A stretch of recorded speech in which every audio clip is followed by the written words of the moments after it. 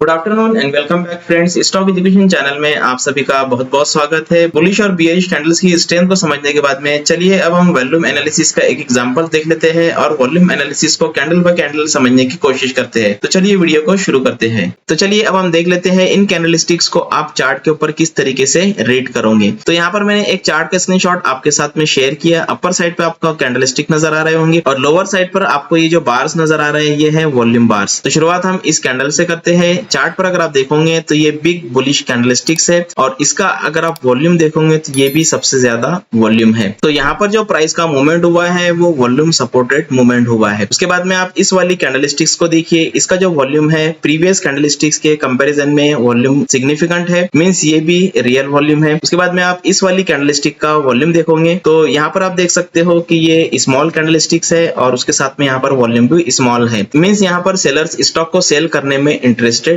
नहीं है। उसके बाद में इमीडिएट अगर आप इस कैंडलस्टिक्स को देखोगे तो इस कैंडलस्टिक से कंपैरिजन में इसका जो बॉडी है वो सिग्निफिकेंट है, लेकिन इसका वॉल्यूम अगर आप देखोगे तो इसके कंपैरिजन में इसका वॉल्यूम कम है, मींस ये जो मूवमेंट है ये फेक मूवमेंट हो सकता है। अब आप देखिए कि यहाँ पर रेजिस्टेंस का फॉर्मेशन हुआ और प्राइस यहाँ से ऊपर की साइड में आया। उसके बाद में आप यहाँ पर इस वाली कैंडलस्टिक्स को देखिए तो ये एक पिन बार है जो कि रेजिस्टेंस के पास में फॉर्म हुई है। अब रेजिस्टेंस के पास में ये कैंडलस्टिक फॉर्म हुई है तो यहाँ पर इसका जो वॉल्यूम है उसको हम देखेंगे तो वॉल्यूम जो है वो काफी कम है, वॉल्यूम कम है। इसका मतलब ये है कि यहाँ पर जो बायर की स्ट्रेंथ है वो काफी कम हो चुकी है। और दो कैंडल्स के बाद में अगर आप इस वाली कैंडल को देखोगे तो यहाँ पर एक बिग बियरिश कैंडलस्टिक का फॉर्मेशन हुआ और यहाँ पर वॉल्यूम जो है वो प्रीवियस कैंडल से ज्यादा है, मींस यहाँ पर जो है वो सेलिंग एक्टिविटी काफी ज्यादा होने लगी है। और यहाँ पर आप देखिए कि प्राइस नीचे गिर चुका है। फिर यहाँ पर आप देखिए बाइंग एक्टिविटी आई है लेकिन वॉल्यूम काफी कम है। फिर यहाँ पर ये जो मूव था ये कंटिन्यू हुआ। फिर यहाँ पर आप लोअर साइड पर देखिए एक